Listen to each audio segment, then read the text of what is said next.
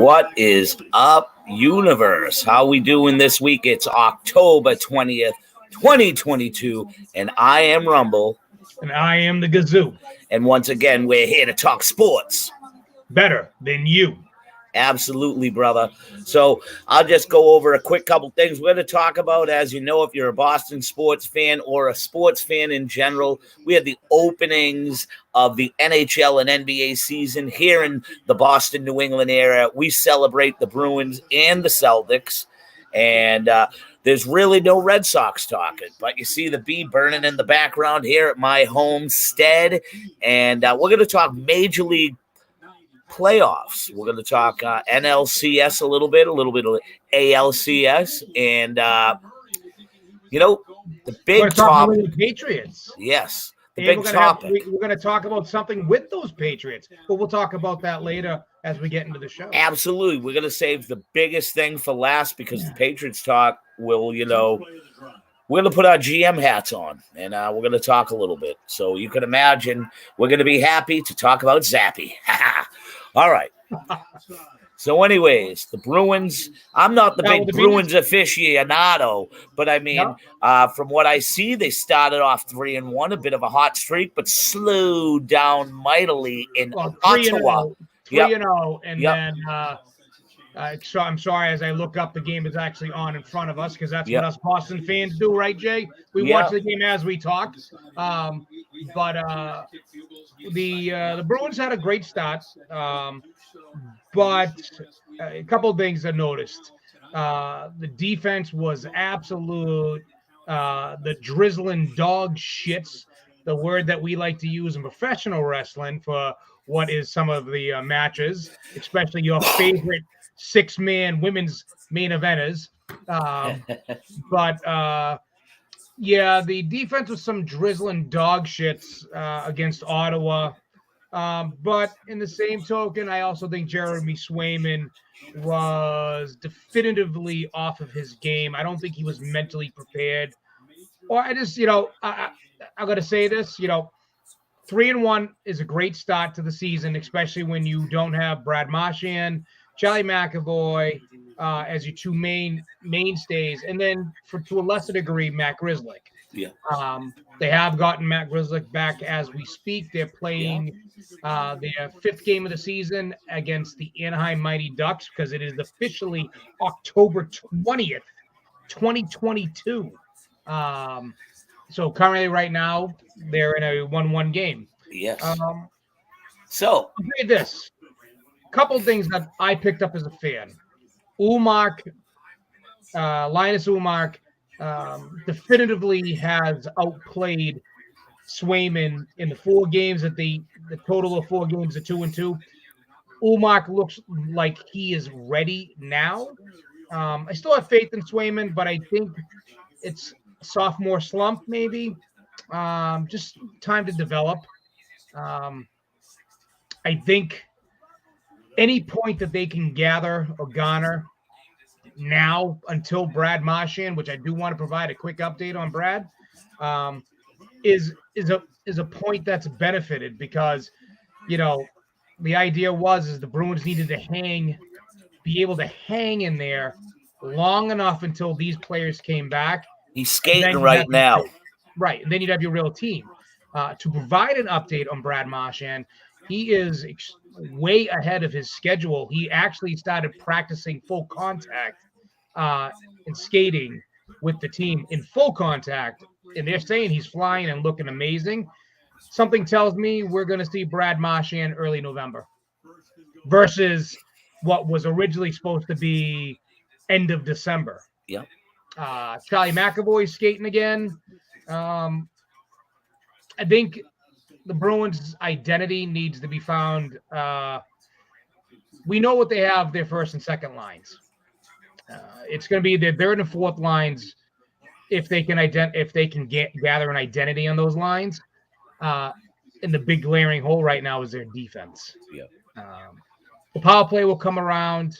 The penalty kill is always going to be decent, but it's a matter of, that second and third line. Can they produce? All right. So I did do a little bit of my Bruins homework today, and I'm glad that the vehicle I was driving, I drive a bus after school, take the athletes home. So I tend to put on the 98.5 Sports Hub app. I put my headphones on. I drive the short bus. And I got to tune into Bruins pregame on 98.5, the Sports Hub. And it was nice to get to listen to the coach. The coach, I liked him how he would call Bob Bears Bearsy. It's the first time I've really gotten to listen to the brand new coach of the Boston Bruins. Sounds like a real, very loosey-goosey guy, type of guy that, very easy to get along with. The interview sounded very comfortable. Some things I took from the interview because, like you said, the season started 3-1. They started like bats out of hell, going 3-0 to the get-go. And listen, man, everybody hits a little snag, especially the Bruins. Like you said, I believe you and I were talking 6 to 8 weeks ago about we were. I was very surprised if they could even hang around for guys like Marchand, McAvoy, and things of that nature, really, so they could get the core of the team back together. So to look and see 3-0, I really haven't watched a full game. I have tuned into all four. It was very disturbing when I tuned into the Ottawa game, and Ottawa has been a basic, doormat of the NHL over the past, 6 to 8 seasons, just like the Buffalo Sabres. That's going to change this year. Yeah. A lot of these teams. They made a lot of off-season moves. Yep. But to continue with that, the Bruins coach was very open to saying some of the stuff that you had touched upon. The power play right now, he's actually happy with the way things are looking because he feels he's trying to build two lines. Right. It was interesting to hear that, just not watching from a certain standpoint, but actually getting it from the horse's mouth and not just making our own, not only our own eyesight observation and then just jackassing it and saying, this is it, but it really isn't. So it's nice in pro sports to really, especially in the Boston area, if you're a Patriots fan, you don't get this type of information out of a guy like Bill Belichick. You know what I mean? So listening to this guy's interview, depending on who Belichick talks to, you do get it from him if he's talking to Scott Zolak. So it was really enjoying to hear from the brand new coach of the Boston Bruins. He reiterated on, they talked a lot about the brand new open style that the Bruins have. Yeah, the defense pushes up a lot more. Yes, he feels in the neutral zone is where they need to improve the speed of getting from point A to point B, and he believes that's going to come around. So it's very awesome. As a Bruins fan, I'm very happy that I got to listen to that interview tonight because as a fan, I'm more in tune. I've been flicking back and forth from the Thursday night football game to the Bruins game. So it's really, I'm going to say it, Gazoo, it's got me very interested. And another reason why it's very captivating, the storyline that it has right now, with so many people out of the lineup and things looking good. It's really a very easy pill to swallow here right now in the Boston area, and I'm kind of glad, and I'm very interested to see where this can go. Yeah, because it makes you wonder what this team's going to look like if they're all healthy. Yes, very much so. Pasta comes out the first night, gets a couple goals. It was awesome to see Krejci coming back, getting it. What do you have? 2 assists and a goal, or a goal and 2 assists in his first game. Pasta is looking very good. So with the open style that they're going to have, I think David Pastrnak is going to flourish in this type of system. Now the question is, can the Bruins sign Pastrnak to that long-term deal? So that'll be You a want to big know? thing. I honestly believe, and let's just put it here. The one thing that sucks about the ESPN merger, so to speak, with the NHL is that ESPN Plus thing where it screws us out of a few games. But look at what, just in hindsight, look at what ESPN has done for the NBA over the past 20 years. Yeah, but the ESPN has never done anything good with the NHL. Even in years where they had it in the past on Sports Center, you got 5 minutes. I've ESPN noticed has over the always past been 2 an years, NFL, NBA, MLB network, and then the PGA. The and NHL, the best thing that ever happened with the NHL at one time was when it was owned, when the NBC network had it in NBC Sports. But let's ESPN has it back. Hopefully, ESPN does more with it, and we'll see what happens. for a sports fan like me, I've followed more interest in the NHL because I'm an ESPN fan. See, I can't stand ESPN anymore. Don't watch it anymore. I wish there was another network like ESPN, but I think that's a topic for another day. Well, Fox tried to do something like that, but you just can't. I'm sorry, you can't duplicate Sports Center.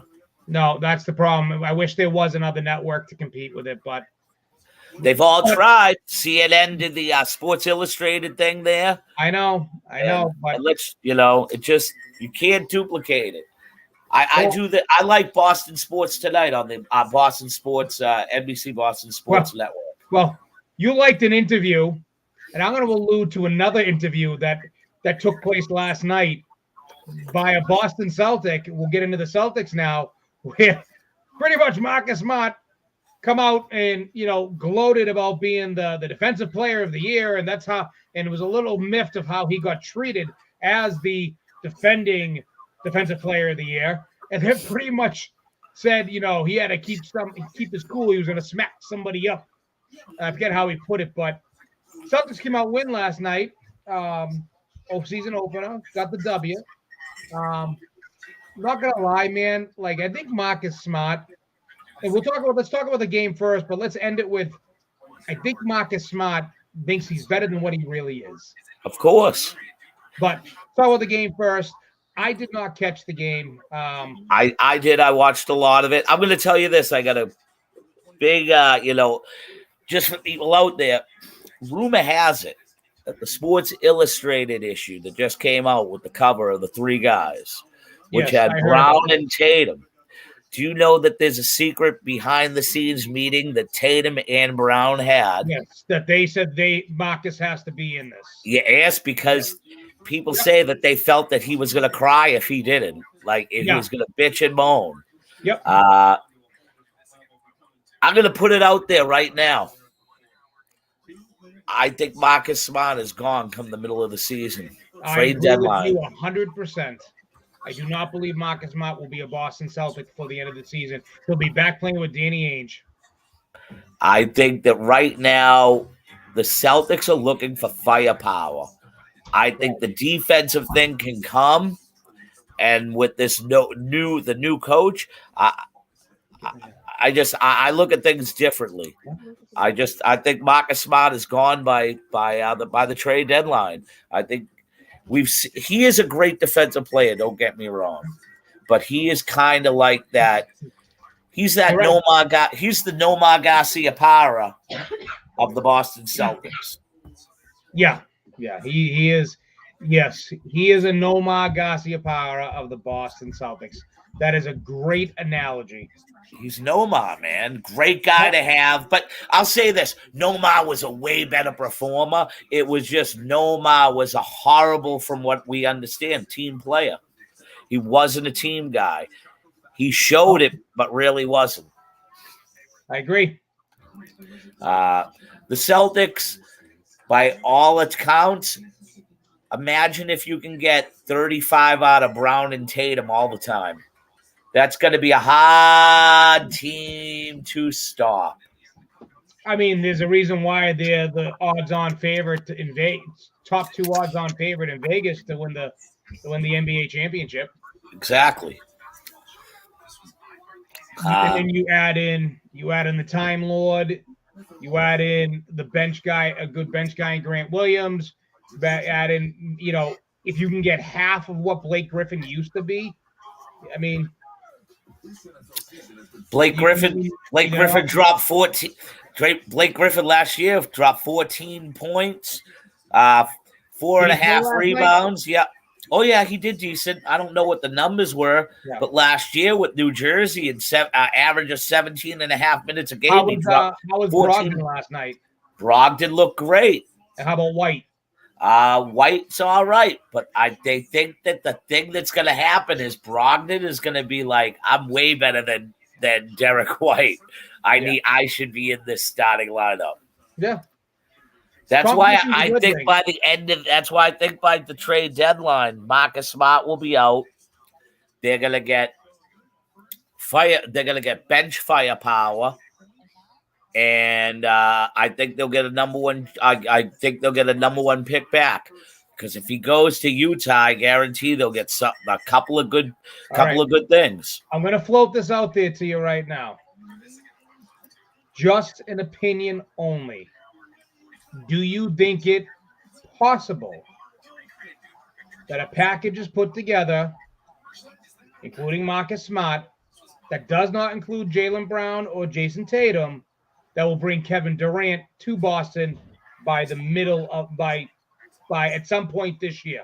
No, I think the Kevin Durant thing is dead, and this is the factor. Why is it dead? I guess I think it's dead. I think last night the Nets came out. The Nets shit the bed, getting blown out last night by the Pelicans. Well, that's why I say to you. I think Kevin Durant has lost a step. I think he's on a downward trend. But wouldn't you rather have Kevin Durant on a downward trend than Marcus Smart? Yeah, but you said firepower. Yeah, I'm not doubting that. Right? But if I'm telling you, the only way I'm doing that, it's a one up deal. We give you Smart, you give us Durant. Marcus Smart one up for Kevin Durant. Well, I don't. But if you don't have to give up Jaylen Brown or Jason Tatum to get Kevin Durant, would you do it? I'll tell you 20. Listen, give me 15, 20 games. Look at what Durant does. Because I think right now what they're saying is a lot of these guys who have these Achilles injuries, they lose their step here or there. It's one of the main reasons why when Kemba Walker had the knee issues, he lost that step. They're saying one of the main reasons why Klay Thompson isn't Klay Thompson, the torn Achilles, the torn ACL, he's just lost that step. And I think with Kevin Durant being as aged as he is, with as much basketball miles as he has, that torn Achilles is I think the mileage is gone. He's not Kevin Durant no more. I'll say this much. If you said to me, Kevin Durant, I had to give up Marcus Smart, White, Horford, and a first-round pick, Kevin Durant, all day. Yeah, I'm not doing that. I think you gotta. I want to judge the season. I want to see what Durant looks like. I want to see if it's true that the miles are there. I want to see what a lot of the NBA critics say, that Kevin Durant's last shining moment came at the Summer Olympics, helping Team USA get over the hump. That's what people are saying. I'm telling you, I think there's something more to it, because Kevin Durant wants to play with Jason Tatum. Okay, well, I'm just saying this. If I'm the general manager, which is Brad Stevens, I'm going to see what KD looks like. Let me ask you a question. Okay, I'm gonna float this one. So what if they said, give us Marcus Smart, give us Derek White in a first round pick, which is not going to be a lottery pick. That's fair, but I ain't giving up like Horford. Fuck no. Why though? Horford's done after the season. because Al's fired up. Al wants to be here to win a championship, and I wouldn't want to disappoint Al like that. He came back. Wait. He came back for winning one more year. For Al Horford, or are you winning a championship? No, for but Al's part of this. Al for the 2 years in the middle that he lapsed apart, he's been here since Brown, he's been here since Tatum, and he's been here since Marcus Smart, who will later be traded, have been here. So I believe that Horford feels like he's a huge part of this. He was gone for a year. He was part of the bubble team that lost in the Eastern Conference Finals that should have went up against the LA Lakers. Horford's here to help with that piece of the pie. And I think a veteran like that, I think that you owe him the respect of keeping him here. You know. And like I said, let's see what KD does. What if Kevin Durant's not putting up just barely 20 points and not looking like himself? Is he exactly? Still take him? Yeah, okay. So let's wait and see what he does. Well, I'm not saying now, but I think if you're asking me, would I bring Kevin Durant to the Boston Celtics for somebody by the trade deadline? Yeah. Once the trade deadline appears, and let me see where things will line up, and I'll tell you what I would give. But right now, if you were to tell me tomorrow, Kevin Durant after 2 games in the NBA, I'm saying, listen, dude, we'll give you Marcus Smart, we'll give you a bench player of your choice, and a first overall draft choice. Then that's it. So just to let some people know, the last couple of Thursday night games that were toilet bowls with no scoring, all of a sudden before halftime, the Saints 14, Arizona 26, about to kick an extra point. We've had 2 straight pick sixes given up by Andy Dalton. The shits that guy is. Of course he's the shits. It's Andy Dalton. He's the redheaded stepchild of the NFL. Yes, he is. So let's before with that being said, that's right. Let's talk about the MLB. Major League Baseball. So we got in the American League, we have the New York Yankees and the Houston Astros. And last night, game 1 was played, and Houston went up 1-0. And I'm hoping that they go up 2-0 tonight, because I hate the Yankees. I hate Houston more though, and I think that if I'm a baseball activist, I'm one of those baseball type of people. The better World Series is the Yankees and Phillies. Yeah. But I think everybody would love to see San Diego make it to the for being the team that was the shits for years. See them get to this, the World Series would be. And they got great young talent. Yep. And it tells you that someone did something right in San Diego, because for years they were the plucking ground for all the big name players and all these, and they got all these young players sent to them. Now look at them. Yeah. I'm not following the World Series. I'm not following the playoffs. I'm done. I was done with baseball in April when the Red Sox sucked back in April. And I told you they sucked back then. But anyways, I'm not really following it. I think I'm going to follow it more maybe when the World Series actually comes. And, it'll be like a defining game, whether it's a game 5, game 4, if it's 3-0 or game 5, team up 3-1 or something. But I personally, as much as I hate the Yankees, I hate the Houston Astros more. And I want to see I'd love to see either Philly or San Diego win it. Okay. So I hate the Yankees. I hate Houston. I hate the Yankees, but I could not. Listen, I just can't picture myself backing the Yankees. That's why I'm backing the Philly. That's why I'm backing the Phillies, or I'm backing the Padres. So I'm hoping this. I'm hoping the Phillies take the World Series. And my reason being is because a man named Dave Dombrowski, who was the former GM here, and everybody accused him of Mr. Spend a lot, this, that, the other. Well, he does. That's his thing. He does spend a lot. He's a He spender. does. And look what the team is this year. Did the same thing with the Red Sox. He won it with the Red Sox, but it'll be what happens in 2 or 3 years if they have no system. But the thing is the Red Sox had the same mentality as the New York Yankees for a long time. They still do. Whereas the highest payroll in the MLB. Yes, but that's not the same mentality. That money is stupidity spend. Okay. New York Yankees mentality is let's buy the best, and if we get some guys to come up, that's all great. And I'm going to say this. Yes, we are in Boston, and I believe, yes, we should have that same mentality because prospects are what they are. Prospects don't always come through, and, if you can pluck 1 or 2 prospects every few years, like every 5 to 10 years, you're good. I'm going to say this right now. Most teams don't even pluck 1. Yes. So, I'll give you 2 really good prospects that have come along during World Series stretches with the Red Sox.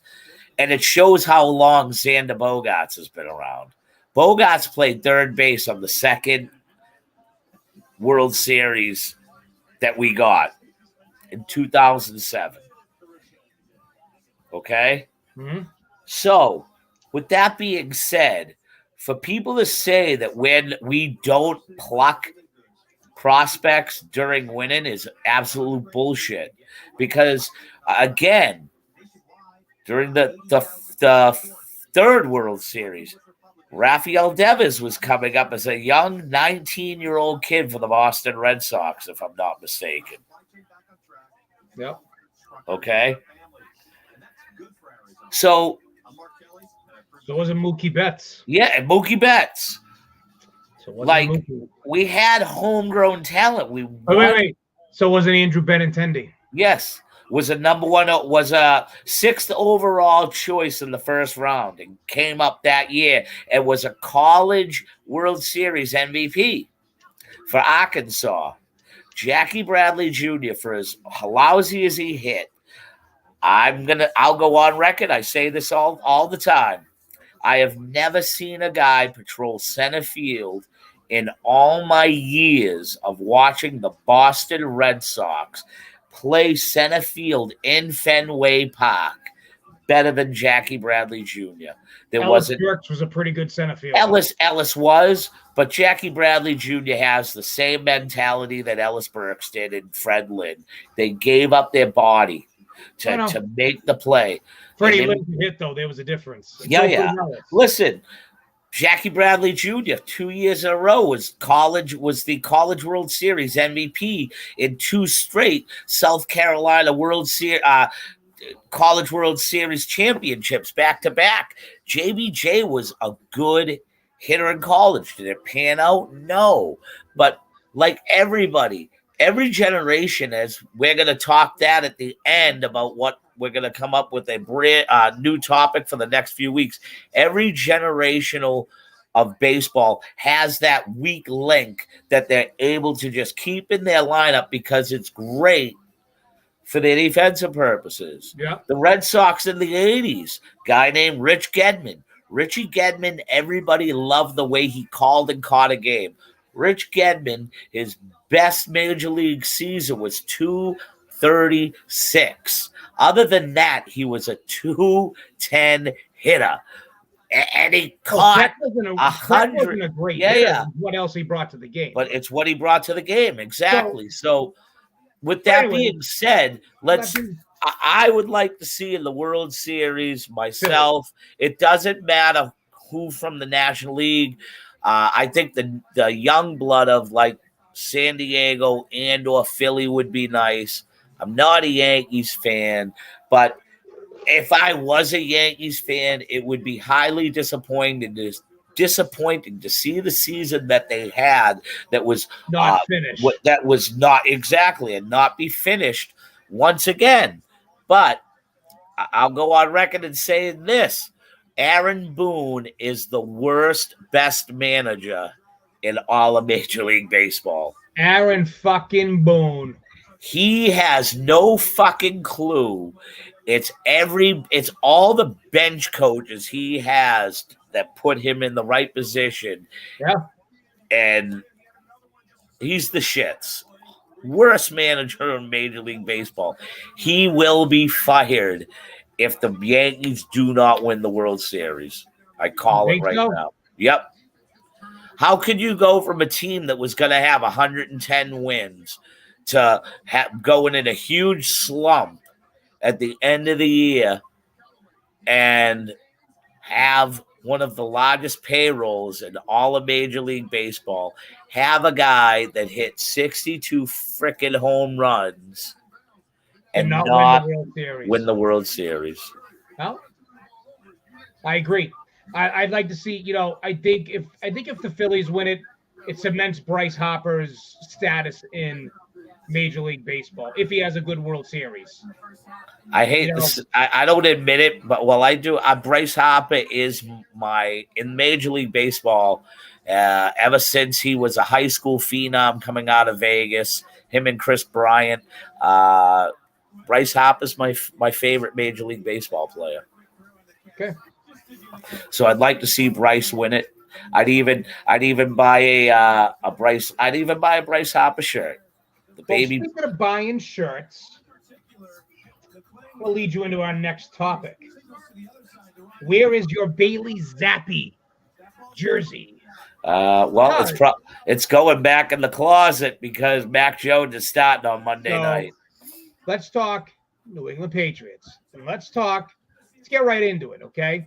The Patriots won last week again.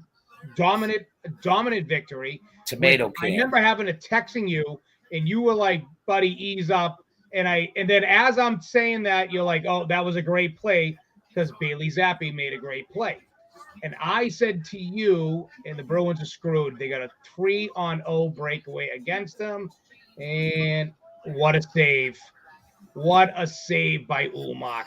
Anyways, I says to you, is it possible the Patriots could trade Mac Jones? You're like, nah. Here's the thing, okay? It ain't the first time. The Patriots won big. They've won 2 straight. Yeah. They're 3-3. They're still at the bottom of the East. Who'd they play? You're right. You're absolutely right. Tomato cans. Who did Mac Jones look like shit against, though? No, nobody big. Nobody good. I beg to differ. I think the Dolphins looked pretty good with Tua Tagovailoa, and then the Dolphins have slid the past couple of games because they've had Ham and Eggers in there for quarterbacks. Who else did Mac Jones lose to? Got knocked out of the second game of the year. Huh? What game did he get knocked out of? Was it the Ravens? The Ravens game. Okay. Ravens, to me, is one of the better teams in the league. One player does not define a team, but let's talk. And then you had the Green Bay game, right? Green Bay's defense is horrible. They lost to the New York Jets. And they lost to a Green Bay defense. My point is this, okay? And I think that's right. They lost to a Green Bay defense, and you're about to face the New York Jets in 2 weeks, and it's about to be one of the most important game that the Jets and Patriots have had in years. I know. You're right. Let me finish the point here. So the Patriots have obviously simplified their offense, or made changes. They've said it. They've simplified it. And it is working with Bailey Zappe. It's working because it was simplified. Hold on. Let me finish here. This ain't the first time Bill Belichick has had a situation like this where a quarterback who's unproven, off a bench, third stringer, came into a game to take over for the number one. Okay. And what happened back then? They simplified the offense. They went on to win the fucking Super Bowl. Now, I'm not saying they're going to win the Who Super Bowl. was the starting quarterback? Drew Bledsoe. And Drew Bledsoe just came off of signing a record NFL extension at $143 million. Has nothing to do Mac with Jones ain't the face of the Patriots. You're wrong. You're wrong because Mac Jones is not the face of the Patriots. Tom Brady, Bill Belichick doesn't sign the check. Robert Kraft signs the check. You and I both know that. The point is, Tom Brady came in and did things with the offense. I will not compare that to Tom Brady and Drew Bledsoe. I'm not comparing Zappe to Brady. I'm comparing the situation. No, but you can't. No, the situation is nothing like it. You got Mac Jones, who theoretically, and I'll explain this because I'm not sticking up for Mac. You stick up for Mac Jones by blowing it out of proportion to say that he's worth. I would trade Mac Jones right now if I can get a first-round pick. You might get a first, but I'm thinking you'll get a high second. No, you'd get two picks for Mac Jones. No, you will not. You get two picks. You get a first. What? For 10-7, he didn't even win Rookie of the Year. He made the AFC Pro Bowl because 6 other quarterbacks said no. You were blowing his numbers out of proportion. He's a starting quarterback, and in the NFL, the quarterback garners the highest value. That he does, but he's not as important as you think he is. I'm telling you right now, there is a team out there, and I would be shocked if it wasn't the Houston fucking Texans who don't pick up this phone and go. They already got that. They already got that guy. Davis Mills is the same quarterback. No way. Yes, he is. Yes, he is. Yes, he is. Davis Mills out of Sanford was high on the Patriots' radar, and Bill Belichick and people have said that they would have been just as happy with Davis Mills. So tell me why you wouldn't trade Mac Jones right now. What would you? Why wouldn't you? I guess want to trade if first question is, do you think Bailey Zappe could run the offense for the rest of the year? All right, so this is what I'm about to say. Question, I guess. Now, if rumor has it, the way things were set up today, Burt Breer reported that when they one of the key things is the 2 backups stayed back. And the offense goes over and they practice against a defensive line that's a sled. And so that's one of the key notations that when the naked eye looks that guy's the starter. Whether or not Mac starts or not, I'll say this. If he starts against Chicago. No, that wasn't my question. And hear me out.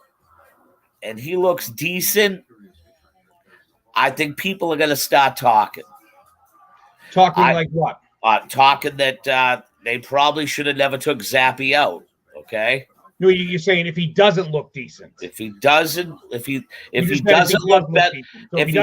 look better than decent, there's going to be rumblings. If they lose against the Jets, you bet your ass that people around here are going to want to see Zappe put back in. If it was me that was the coach, what would you do? I ride the hot hand. You know why I ride the hot hand? Listen to Mike. Hear me out. I ride the hot hand because I look at it this way. I'm gonna revamp. I don't owe Mac Jones jack shit. He gave me a 10-7 season. Yeah, he was drafted. Okay, lost in the playoffs. Okay. Yeah, but has been nothing but a sore, whining baby since the beginning of training camp. And we all know that Bill Belichick doesn't put up with it.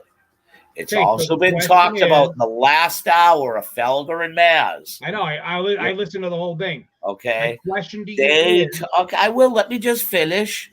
They seem to believe that Mac Jones has gotten a little too big for the britches that he spotted. that he has. Do I believe? Listen, I am entertaining on either or. No. That's not my question. My question to you was, and I'll ask again: do you think Bailey Zappe can handle running this offense as the starting quarterback? I just told you, if I was the coach, I'm riding the hot hand. Okay, but here's the point. What's the hot hand? What's the hot hand? The hot hand means yes, I do. Yes, I do believe he could be the quarterback. So the next question to that is, then why not trade Mac Jones right now and get what you can get? Because I believe it's a beautiful option to have, knowing you could have two guys. Bruins win. Okay. I think it's a beautiful option right now to have two guys that that can play quarterback in the NFL. Number one.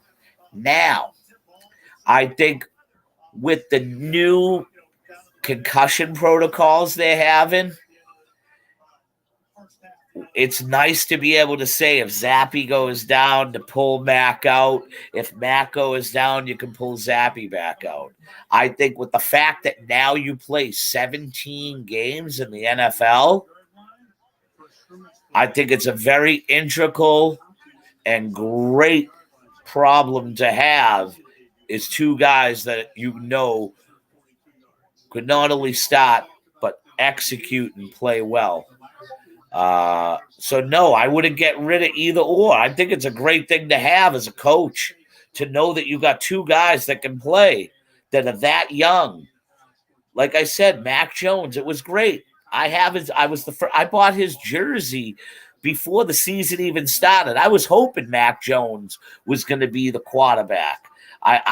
Because I've been an Alabama fan for the past 15, 20 years during this. And an Alabama quarterback has not been successful theoretically in the NFL. But now you have three guys that have basically sort of thrived in the NFL. One being two. Really only thrived. Two is doing good until he went down. He's just been unhealthy. That's his one knock, is he's always been an unhealthy guy. He goes down. That's why I think having two quarterbacks is a very awesome thing. So I think it's a great thing to have. I think even if the Patriots go 10-7 this year, it brings Belichick a step closer to getting the record. And even if you if the quarterbacks keep flopping in and out, man, what a great thing to have in the offseason to really see if it could bring you the type of trade you're looking for that you're talking about with the first and the second. I'm going to tell you right now, you don't trade if Mac Jones sits on the bench. Let's say, and you're right, you say stay with the hot hand. Let's say Zappe is the hot hand. And let's say Zappe, you go 11-6 with Zappe as your quarterback, right? Yeah. Let's say, and he only loses. That means he only loses three games this season. Okay, let's say, and you go 11-6 with Zappe, and you go into the playoffs. Win or lose in the playoffs, regardless, he takes you to the playoffs. You've now lost the value of Mac Jones versus if someone right now, Mac Jones is at his highest value. But I really don't. If myself, if you don't trade him. Then if they don't trade him, they're stuck with him. Why do you believe he's worth so much? Because he is a starting level caliber quarterback, and I would say he's in the upper 15 echelon in the NFL. You got to remember, there's 32 teams in the NFL. Yeah. He's top 15.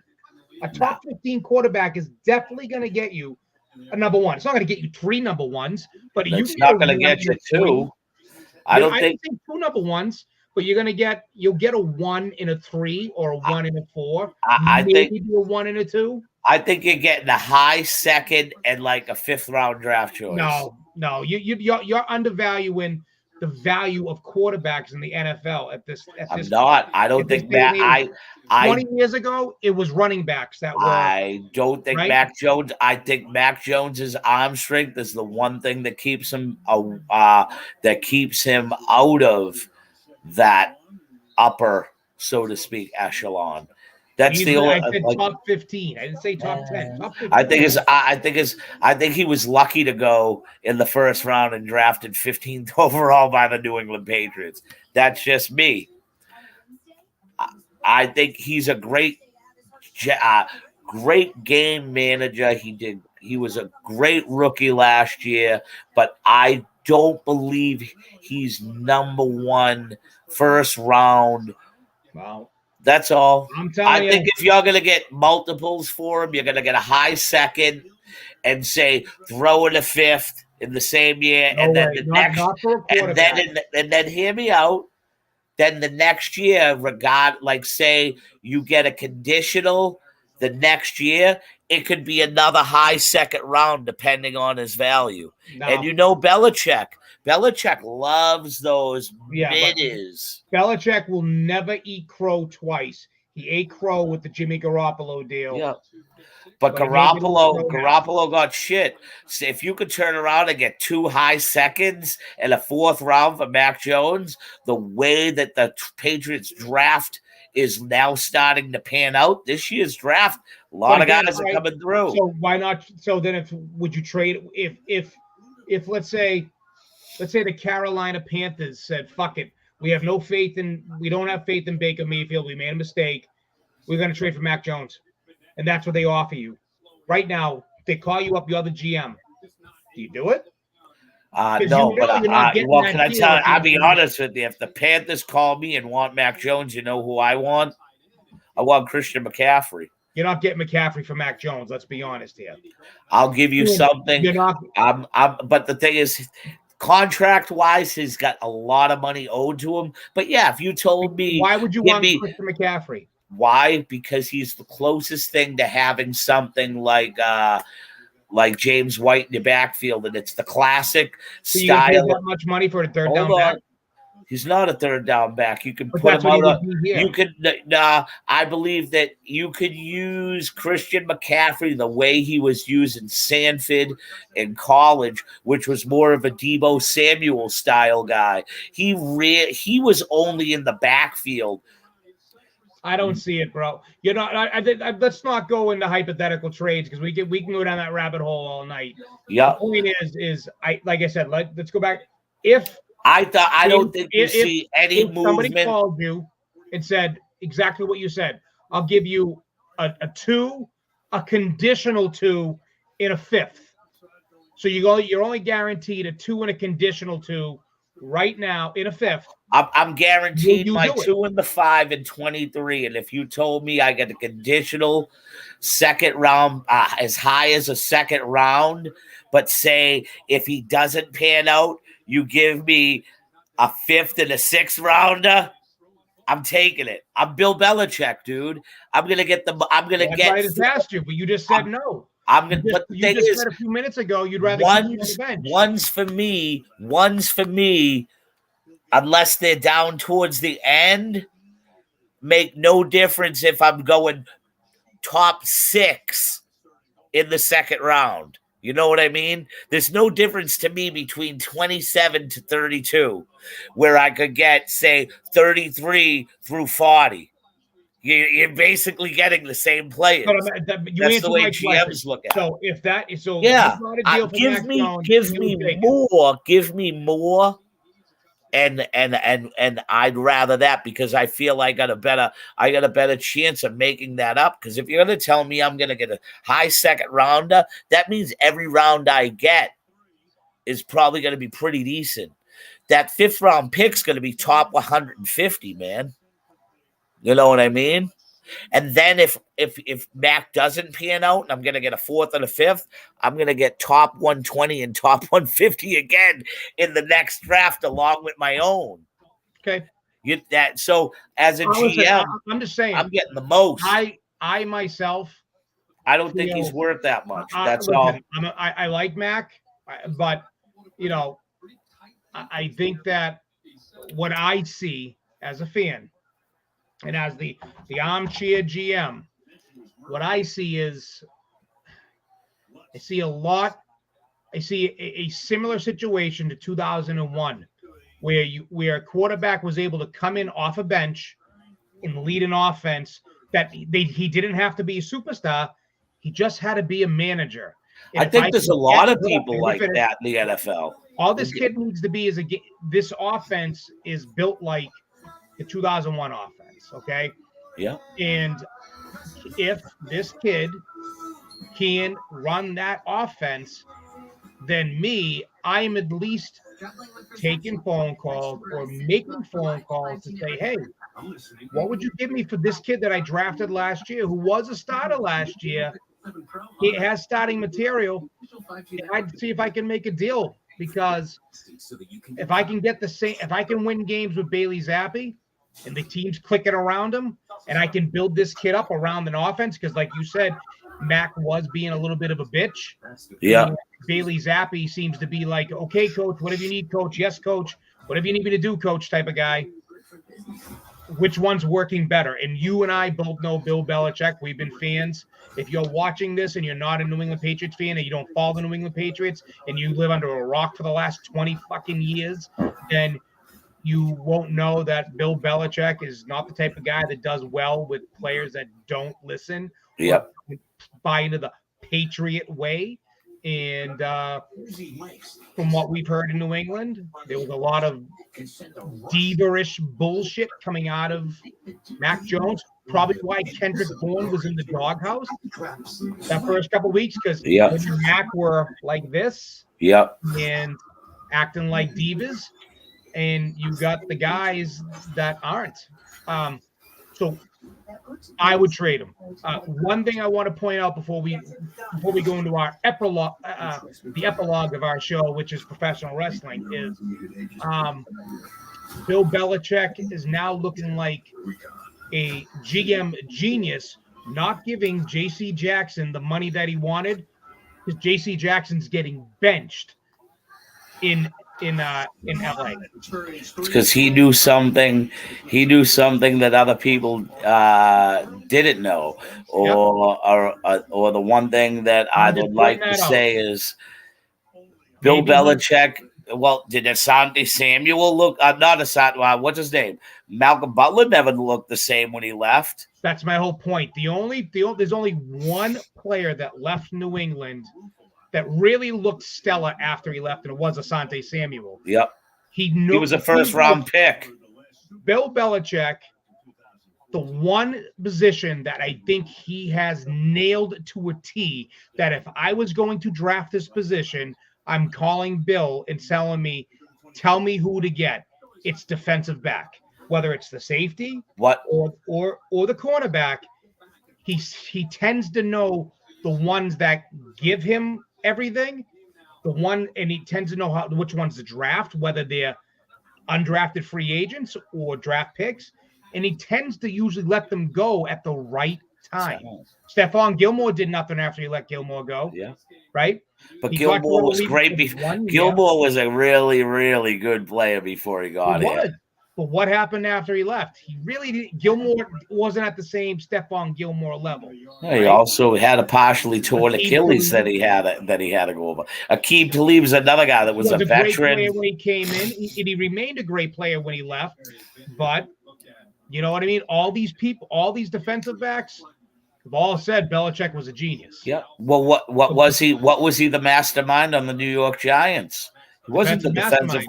He was but he was originally the defensive backs and linebackers coach during the first. Which is why those are the two positions he knows best. Absolutely. But okay, so that is our Patriots talk. This Monday night should be interesting. Now let's get on to wrapping it up with. So what I want to put out there, a little bit of this. Too sweet. Because the boys are back. Yes, they are. The boys are back. I was ecstatic to see, and I knew it was coming because I got the report early. Yeah. That there was interest, and I said, "Yep, they're going to be on." There was interest. There was interest the first couple days that Triple H took. There was actually in the summertime, but it became bigger. I'm excited to see it. I think it'll be done better this time around with them. I'll just do. I'm just going to do a quick. Let me just cut you off real quick. There's a lot of people already out there bitching and moaning, saying that, oh man, you made them look like shit with AJ losing to Dominic on Monday. No way. No way. No. And unfortunately, though, you know what kills me is AJ Styles is probably one of 3 professional wrestlers in the last 20 years that you can stick a cardboard cutout in the ring with, and the cardboard cutout would look like a superstar with AJ Styles. Yes, sir. Okay. And the problem is, what kills me is Dominic still look like shit. Dominic does not belong in the WWE. I'm sorry. He does not belong he doesn't belong in the dance like this. I'm sorry. He doesn't. He does not have what it takes. He can't talk in the mic well. He doesn't sell well. He has no character. He's just not ready.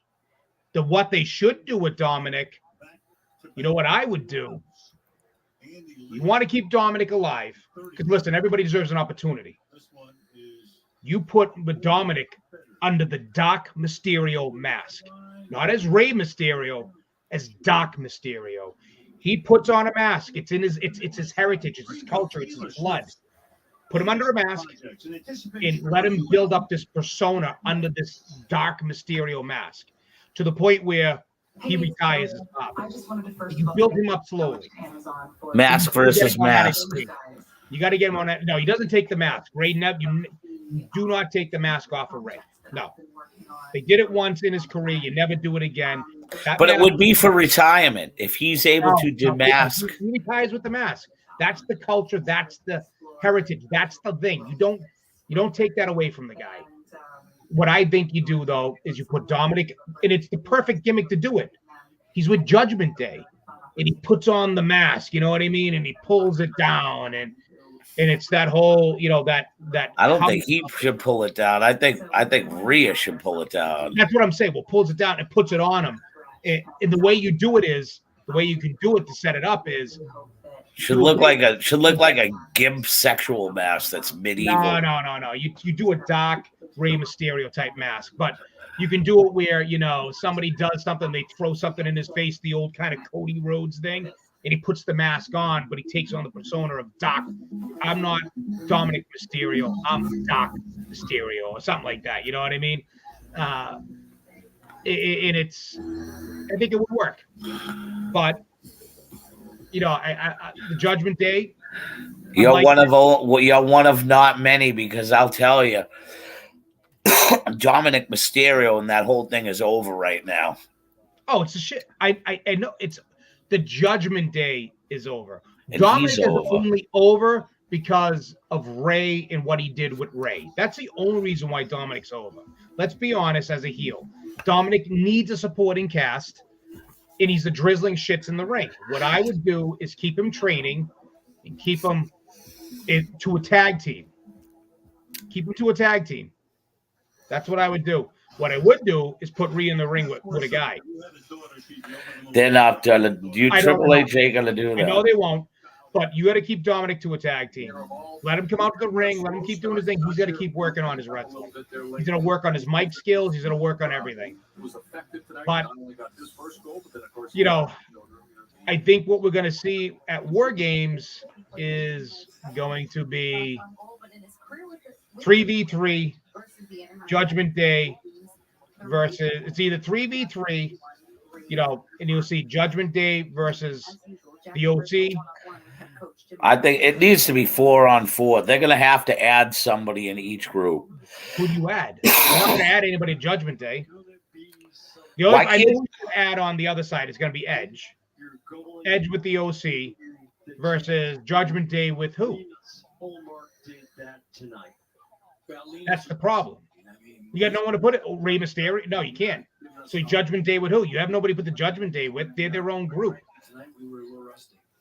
The only way I could see it is if it's Judgment, if it's a Judgment Day with the OC and Beth Phoenix. But why would Beth Phoenix be in a match without Edge? Yeah. You know what I mean? So, and then how do you do that? You can't logistically do that. Have the women in the ring with the men, but the men can't touch the women. That doesn't make any sense. Yeah, it still makes no sense. So I don't know. I think 3-on-3 is kind of weird. Well, didn't they do 3-on-3 with the Undisputed Era versus Ciampa? No, it was 4. It was 4? Okay. Well, yeah, because it's the Undisputed Era was Riddick, Cole, Fish, O'Reilly. Okay. Well, it'll be interesting to see how they pan out the next couple of weeks because they now have the OC versus the Judgment Day. You still have Edge in what's her face, Beth now with the Judgment Day. It'll be interesting to see. I'm looking forward to this right now, honestly. Saturday night. I'm looking forward to the return of Halloween Havoc not being a NXT TV special, but being a premium live pay-per-view event once again. Yep. I posted earlier today, and I'm surprised that I wasn't shit on or anything, but I meant it when I said today it was good for wrestling fans all over, no matter what promotion you like. Yeah, even if it wasn't head-to-head with opening of NBA, yeah, like good shit, and to get all that draw. But you would, you know what I mean? Of course, you're gonna get your fans that say, "Yeah, but AEW still outdrew the WWE or NXT by 100,000." But can I tell you something? We know why. We'll get into that in a minute. I'm just gonna say, I believe that when you're watching wrestling like that on a head-to-head night with both shows going, you're flicking back and forth. I don't give a fuck what anybody's saying. Of course you are. And the thing is your ratings will pick up. If you're recording something, right, your rating picks that up. So you may flick back and forth from NXT to NBA, but let's say you're recording AEW. That gets the straight recording. I haven't watched AEW yet. I really do want to watch it because a lot of people are putting over the way the main event went and with Adam Page going down, but saying that MJF once again has cut a defining promo, a career-defining promo. Yeah, there's a lot of talk right now about AEW is almost going to be forced to turn him face. Yes. Which is fine. So, it'll be good for him to see both sides of his character. Yeah. But I think, listen, let's be honest. There's a lot going on, a lot of good stuff, but the biggest thing right now is the White Rabbit, the rabbit hole, he himself, Bray Wyatt, and just the whole. So before you say this, can I just say Mickey Biggs put this up and for those of you out there who don't know, Mickey Biggs helps produce, gives us graphics for both of the shows that we produce, and he put up there, and I thought it was a great subject about being Bray Wyatt, and this touches what you have been saying for a long time about Bray Wyatt and the faces of Wyatt. And Mickey Biggs put up, wouldn't it be funny if none of these guys were going to join the group? No, they're all going to be saying that they're all going to be.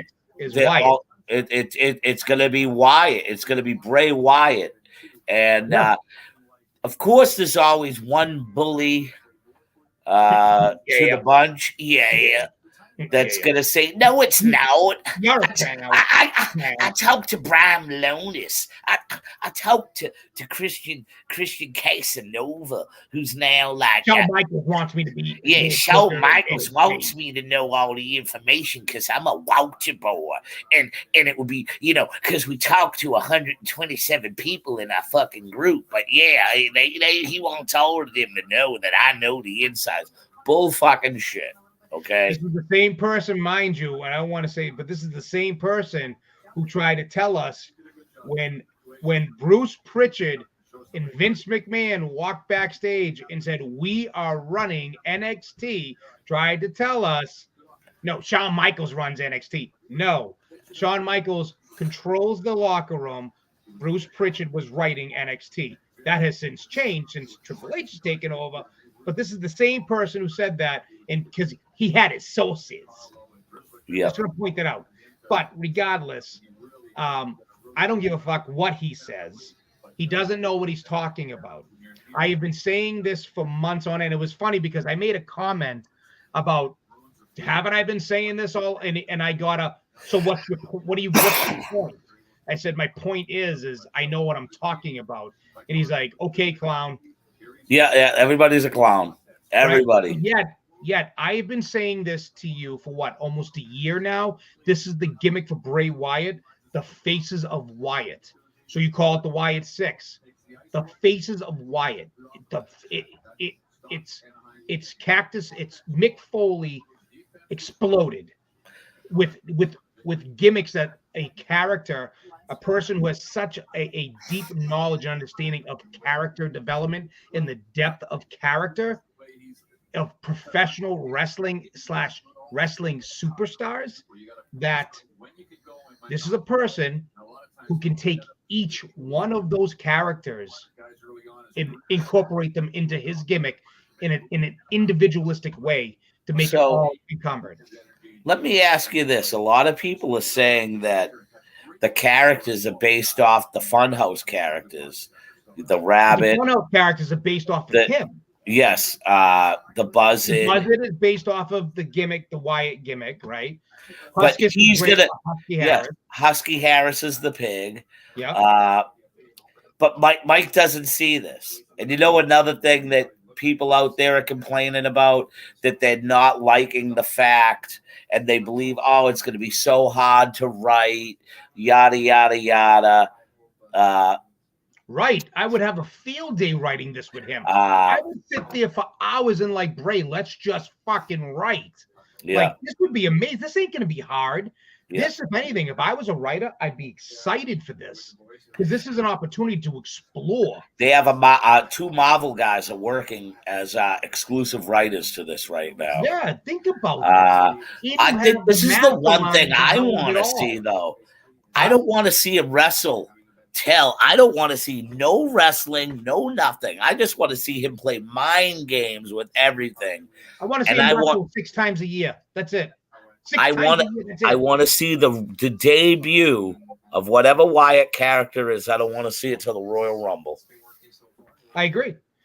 And that character is Ramblin' Rabbit. Yeah.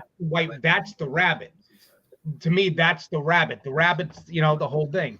Sister Abigail, he's always talked about Sister Abigail. We never saw who Sister Abigail really was. Yeah. But he always talked about Sister Abigail, right? Bray come out all dressed in like goth, like a woman. And it's him, though, right? Yeah. Think about it. The Fiend is still there, right? A lot of people don't want to see the Fiend for the simple fact that they feel that the Fiend should have been an unbeatable character.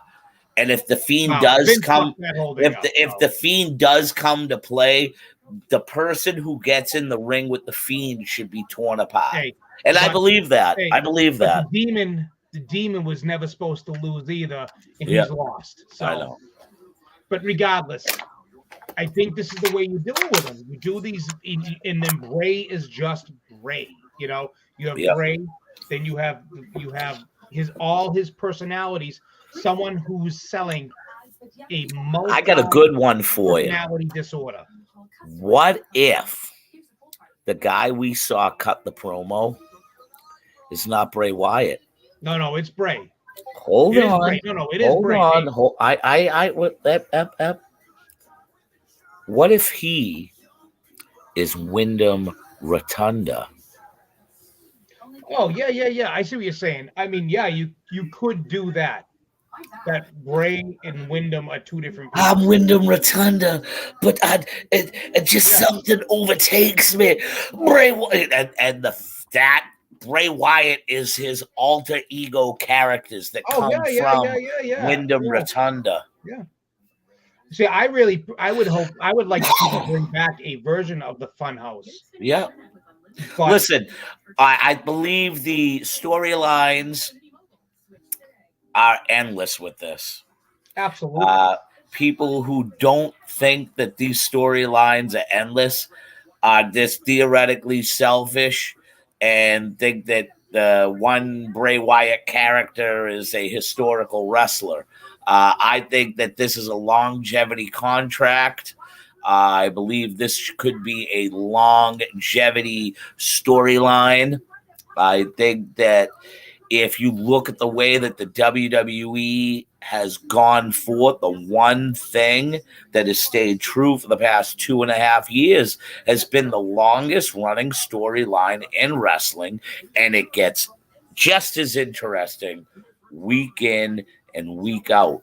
For that to be said, once that one storyline ends, continue with the next one that's already started, which would be the Bray Wyatt saga. I agree. And the championship doesn't have to be surrounded by that. You could let Cody Rhodes come back and get his. No. Yeah, no. You know You what I don't need mean? to put a title on him. And You know what I actually, if you think about this, there's some really great history, and you could lead into a Cody Bray Wyatt feud, long standing. Because think of the history: Dusty Rhodes and the Mulligans. Yeah. They had back in the early 80s and the 70s, the feuds that they had back in the NWA. What if that's the Husky Harris character one time and he comes out in the shorts and because he wore the Texas boots? Yeah.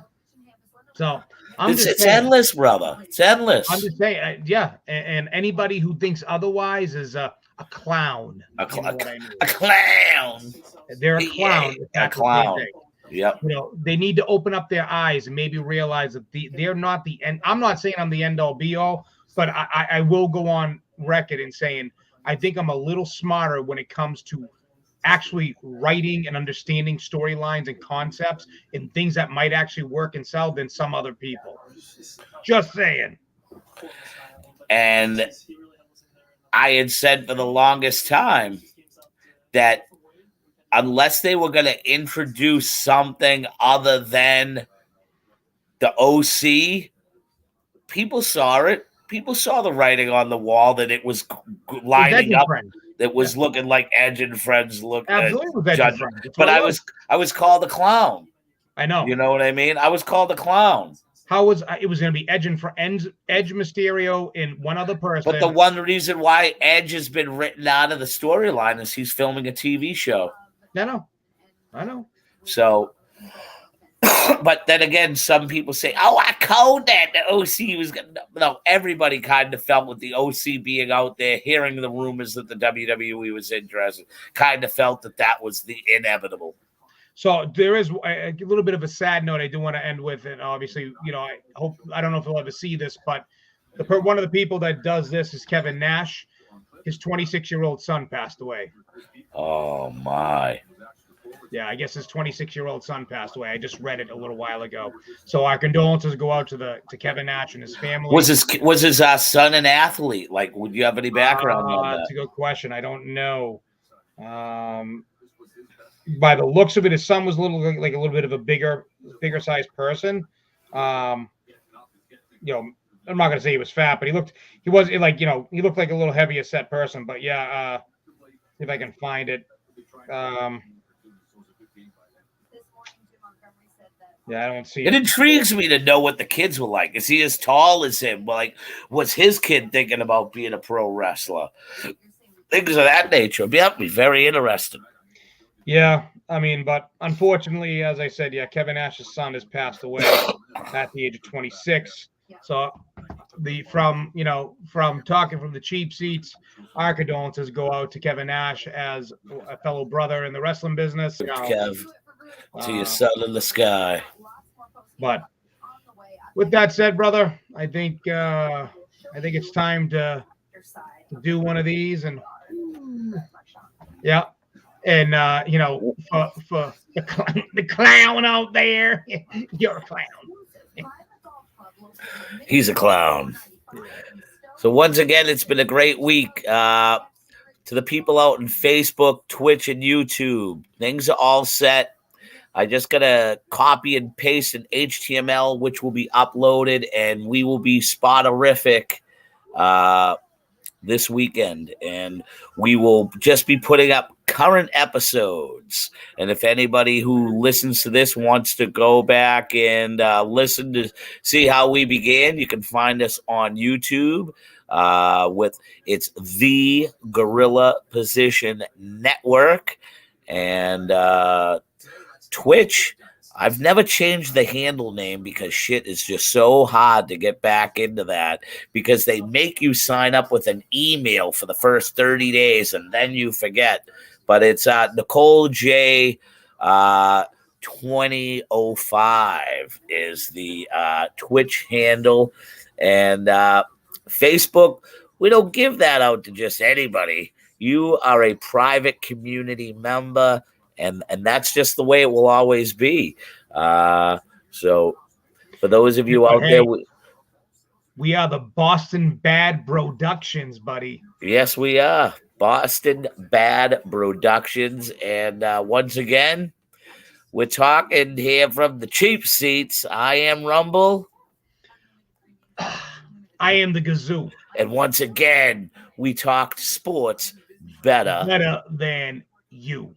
So we'll see you guys the next time here from the nosebleeds, way up, just trying to give armchair GM knowledge. And we hope you enjoyed the show. We'll see you next time here.